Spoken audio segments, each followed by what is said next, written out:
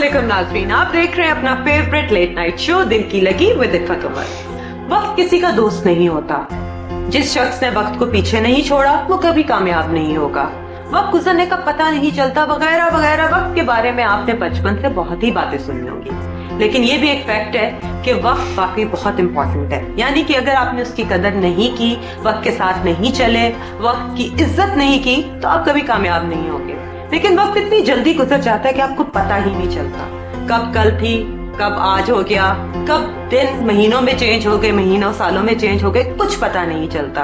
और कल आप क्या सोच रहे होते और अगले ही लम्हे क्या हो जाए उसका बिल्कुल आपको अंदाजा नहीं होता।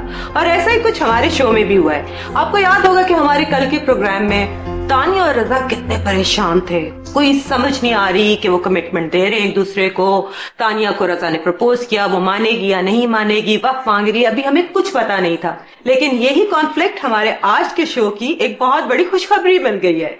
जी हाँ, रजा ने सैम के कहने पे मोंटी से उसकी रिंग लेकर तानिया को प्रपोज कर दिया और तानिया मान भी गई। और आप देख सकते हैं कि इस वक्त रजा हमारे शो में कितने खुश नजर आ रहे हैं। कॉन्ग्रेचुलेशन। Thank you.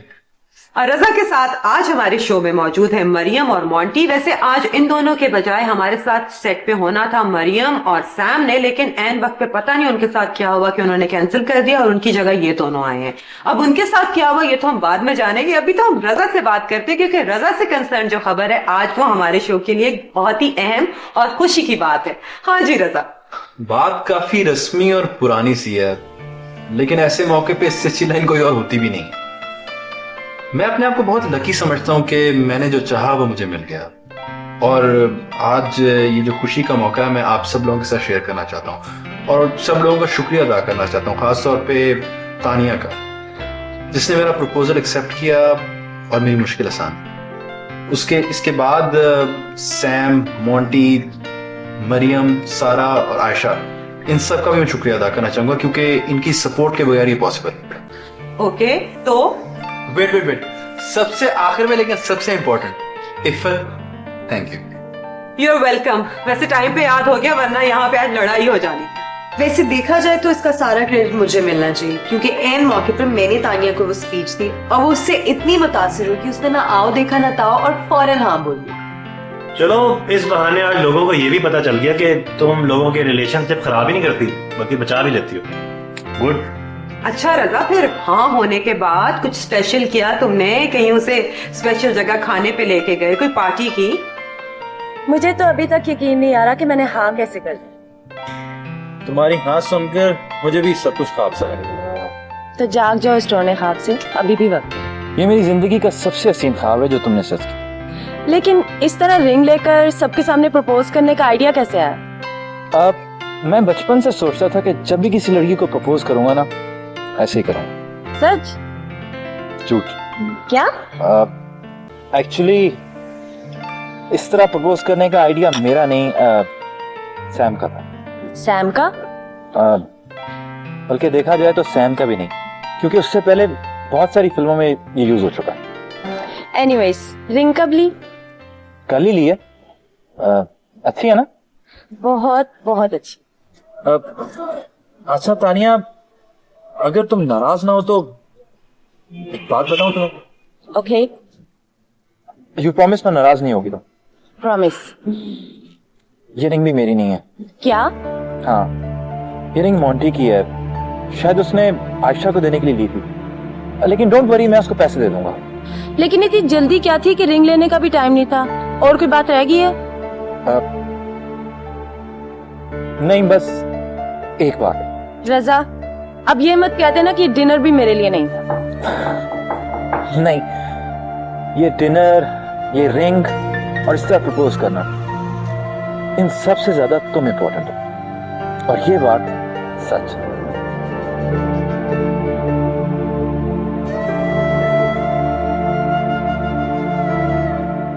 अच्छा बताओ ना, और क्या क्या बातें हुई? तुम तो ऐसे पूछ रही हो जैसे मैं रजा के साथ पहली बार डिनर पे गई थी। हाँ की बात तो पहली बार ही गई थी ना।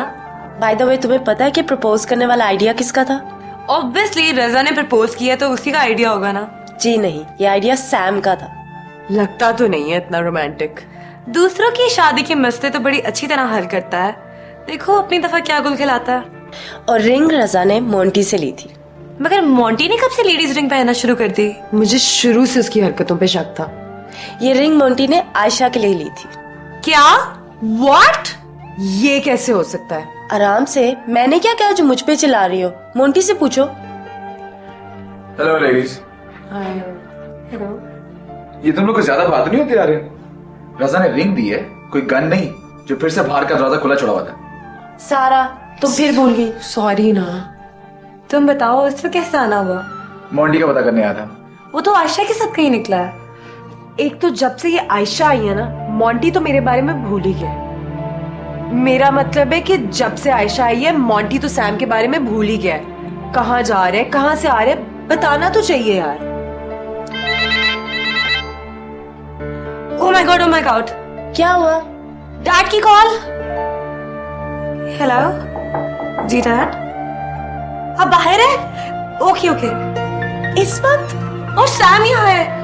ये तो अच्छी बात है, तुम्हारे डैड से आज ही मुलाकात हो जाएगी। तुम पागल तो नहीं हो गए? क्यों, मैंने क्या गलत कहा? तुम भी चाहती थी ना तुम्हारे डैड से मिल लो। इतनी रात को वो तुम्हें यहाँ देखेंगे तो पता है क्या होगा? क्या होगा? मरियम का कत्ल। तो क्या करना चाहिए? तुम्हें फौरन छुपना चाहिए। चलो चलो चलो चलो। No way. एंड उस वक्त पे मरियम के फादर की एंट्री। अभी तो शुक्र है कि मैं वहां मौजूद नहीं था, वरना मेरा पता नहीं क्या हाल होता। काश तुम वहां होते। काश मैं वहां होता, यही कहा ना तुमने। जाहिर है सैम तुम्हारा दोस्त है और ऐसे वक्तों में दोस्त ही दोस्त के काम आते हैं ना। हाँ ये तो ठीक है, लेकिन मुझे प्लीज ये बताओ कि उसके फादर वहां आए क्यों थे? अंकल आपका इस वक्त आना कैसे हुआ?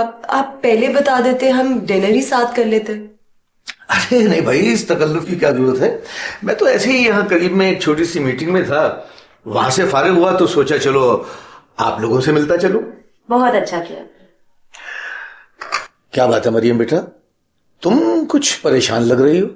अच्छा नहीं तो मेरी तबीयत कुछ ठीक नहीं है। कमाल करती हो भाई, घर में डॉक्टर के होते हो तुम्हारी तबीयत ठीक नहीं है। बस अंकल, मौसमी बीमारियां बैठे बैठे अटैक कर देती हैं। हाँ भाई ये तो है।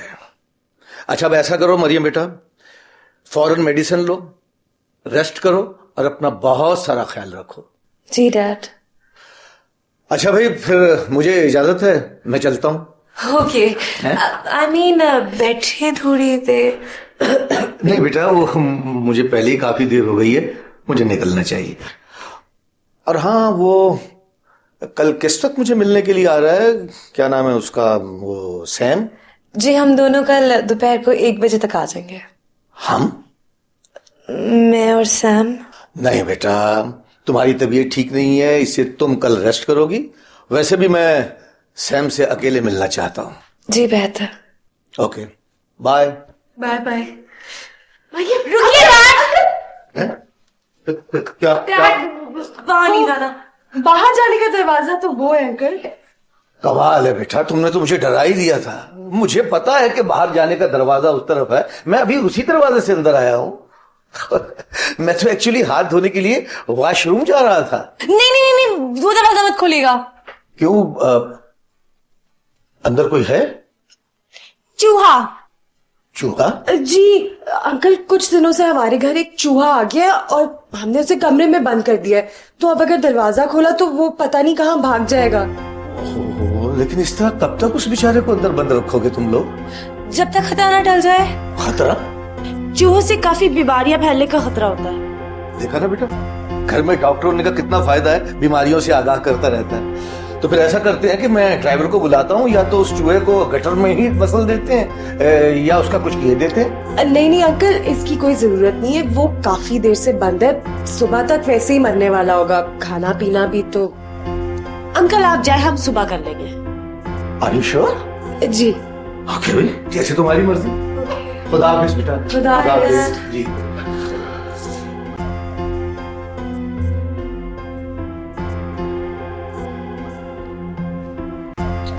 यार क्या आला सीन चल रहा था यार। और बाहर क्या आला सीन हुआ तुम्हें पता है? क्यों, क्या वो? डैड अंदर आना चाह रहे थे। ओ, तो फिर रुका कैसे? अंदर चूहा है ये बोल के। चूहा? ये तो इंसल्ट है। चूहे की? नहीं मेरी, तुम लोग को चूहे के अलावा और कोई जानवर नहीं मिला था मुझे कंपेयर करने के लिए? चूहे मिला था सिर्फ। अब तुम ये चाहते हो कि तुम्हें शेर के साथ कंपेयर किया जाता तो शेर गटरों के रास्ते घरों में नहीं आते। अच्छा व्हाटएवर, चले गए ना? चले गए तो मुझे भी इजाजत है फिर। हाँ। अच्छा सुनो, कल 1 बजे मीटिंग है डैड के साथ। हाँ याद है। अच्छा तुम्हें कितने बजे लेने आओ? मैं नहीं आ रही, तुम अकेले ही जा रहे हो। क्यों नहीं जा रही? क्योंकि डैड तुमसे अकेले में कुछ बात करना चाहते हैं। क्यों अकेले में क्यों? डरो मत, आराम से बात करना, दिल के बहुत अच्छे डैड मेरे। तुम्हें किसने कहा मैं डरता हूँ? अच्छा मुझे लगा कि अब तो मैं जाऊंगा और उनसे बात भी करके दिखाऊंगा। सिर्फ बात नहीं, उनको मनाना भी।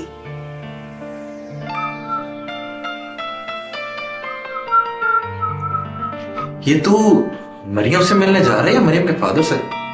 मरियम के फादर से यार। तो सीटियां किस खुशी में बजा रहा है? भला सीटी मारने के लिए कोई मौका चाहिए होता है? मोटी जी, लड़कों के रूल्स के मुताबिक जब लड़का लड़की से मिलने जाने के लिए तैयार हो रहा हो और सीटी बजा रहा हो तो ओके है, लेकिन अगर लड़का लड़की के बाप से मिलने जाने के लिए तैयार हो रहा हो और सीटी बजा रहा हो तो कम ऑन डूड। देखा, इवन मोंटी को भी पता है इस बात का। I guess I am nervous. हाँ चल कोई नहीं, होता है यार, होता है। यार अगर कोई उल्टी सीधी बात होगी तो तू कोई उल्टी सीधी बात करेगा क्यों? अपनी नहीं अंकल की बात कर रहा हूं यार। यार अंकल क्यों करेंगे भाई? यार अगर उन्होंने तुझे बुला ही लिया तो इट मींस वो अपने फैसले पे गौर कर रहे हैं। मुझे तो बात बनती नजर आ रही है। चलो मैं चलता हूं फिर। अच्छा ये लो, इसका मैं क्या करूं? इसको ले जाएं, गाड़ी की चाबी है। फार्म हाउस बहुत दूर है और इस बार ये मेरी गाड़ी लेके जाएं और अच्छी खबर लेके आए। Okay okay. और बात सुन, इस बार खुदा ना खास्ता अगर कोई एक्सीडेंट होता है तो किसी और को भी मदद करने का मौका देना, क्योंकि इसके बाद तुम्हारी मदद करने वाला कोई नहीं होगा। Okay thank you very much. Okay bye. Good luck. यार मोंटी, हाँ एक बात तो सुन यार। अच्छा,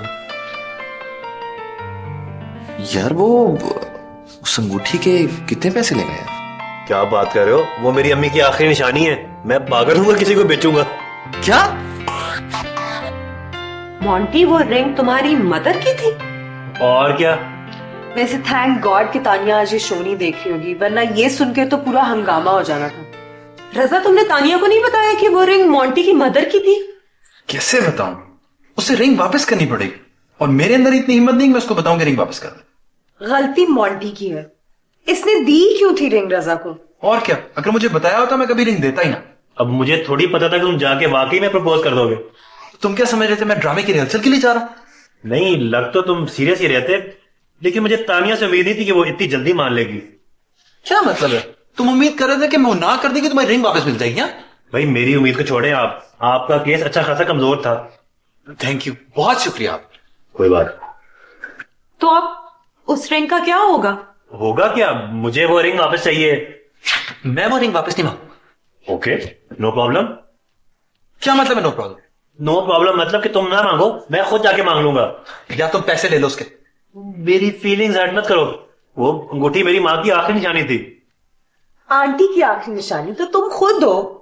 मेरा ख्याल है कि ये प्रॉब्लम ना हमारे प्रोग्राम में नहीं हल हो सकती। ये रिंग की प्रॉब्लम तुम लोग शो के बाद हल कर लेना। अभी मुझे ये बताओ कि सैम और मरियम के फादर की प्रॉब्लम का क्या बना?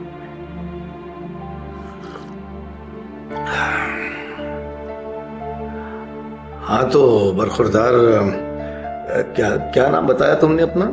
जी सैम। हाँ सैम। सैम मियां, मैंने सुना वो जो लास्ट टाइम यहाँ आते हुए रास्ते में तुम्हारे साथ हुआ, वो सुना मैंने, बड़ी खुशी हुई मुझे। बल्कि मैं ही क्या, कोई भी शख्स इससे मुतासिर हुए बगैर नहीं रह सकता। जी अंकल, मैंने किसी को मुतासिर करने के लिए ऐसा नहीं किया, बस एक बच्चे को मदद की जरूरत थी सो मैंने की। Good, very good. इस दफा वो कोई प्रॉब्लम तो पेश नहीं आई यहाँ आते हुए? आई मीन सड़क जरा खराब है ना, तो मोटर बाइक पर आते हुए प्रॉब्लम तो हुआ होगा। नहीं अंकल, एक्चुअली मैं बाइक पे नहीं कार पे आया हूँ और रास्ते में कोई खास प्रॉब्लम नहीं हुई। ओह आई सी। ये कार तुमने कब ले ली बेटा? एक्चुअली मेरी नहीं, मेरे एक दोस्त रजा की कार, उसी पे आऊँ। आई सी, दोस्त की कार है। करते क्या हो तुम? FM पे एक टॉक शो है मेरा, यूं ही यूथ पे। यानी रेडियो पे नौकरी करते हो? जी कह सकते हैं। देखो भाई बरखुरदार, बुरा मत मानना, हमने तो सारी जिंदगी यही सुना है कि ये रेडियो शेडियो पे काम करने वाले सारी जिंदगी वहीं जूतियां घिसाते रहते हैं, जिंदगी में कुछ कर नहीं पाते। बाय द वे, ये कहीं तुम्हारा खानदानी पेशा तो नहीं है? नहीं अंकल, ये मेरी पार्ट टाइम जॉब है। अभी तो मैं स्टडीज। Part time job? और तुमने पार्ट टाइम जॉब के बिरते पर शादी भी प्लान कर ली, वो भी मेरी बेटी मरियम के साथ? कमाल के आदमी हो भाई तुम भी। बाय द वे, उसे रखोगे कहाँ? उसी अपार्टमेंट में जहां तुम खुद किसी दोस्त के साथ रहते हो, शायद वो जिससे तुम वो कार शार मांग के लाए हो। बस अंकल, जैसी मेरी स्टडीज कंप्लीट होंगी मैं एक अच्छी नौकरी ढूंढ लूंगा और साथ में एक अच्छी रहने वाली जगह भी। फैंटास्टिक। और ये जो ख्वाब अभी अभी तुमने मुझे सुनाया है, तुम्हारे ख्याल में कितना अरसा लग जाएगा इसे सच करने में? यही 2 साल। 2 साल? 2 साल? और तुम ये चाहते हो कि मेरी बेटी मरियम इन 2 सालों तक तुम्हारा इंतजार करे? कमाल है। अगर आपको इतराज ना होगा तो आपकी बेटी को भी 2 साल इंतजार करने में कोई प्रॉब्लम नहीं। मुझे इतराज है, मुझे इतराज है बेटा, मुझे इतराज है तुम्हारे इन 2 सालों पर, तुम्हारी इस जॉब पर, तुम्हारी सोच पर और तुम्हारी हिम्मत पर कि तुम यहां चले आए मेरे पास मुझसे मेरी ही बेटी का हक मांगने के लिए। बरखुरदार, मुझे अपनी बेटी इस दुनिया में सबसे ज्यादा अजीज है और मैं अपने हाथों से उसकी जिंदगी तबाह नहीं कर सकता। आपको अपनी बेटी से नहीं, अपनी दौलत से मोहब्बत है। अगर आप अपनी बेटी से इतनी मोहब्बत होती तो आपको उसकी ख्वाहिशात का एहसास होता। लेकिन आप क्या जाने कि आपकी बेटी क्या चाहती है, क्या सोचती है। अगर वाकई आपको अपनी बेटी से मोहब्बत होती तो आप उससे जुदा होकर इतने साल अमेरिका में ना बैठे होते। जबान संभालो बरखुरदार,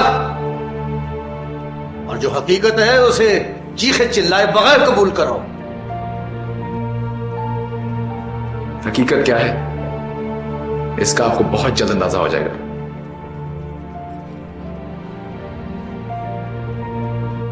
धमकी दे रहे हो? नहीं, अपनी मोहब्बत पर पूरा यकीन है मुझे। आप अपनी दौलत संभालिए, मैं अपनी मोहब्बत। देखते हैं जीत किसकी होती है। खुदा।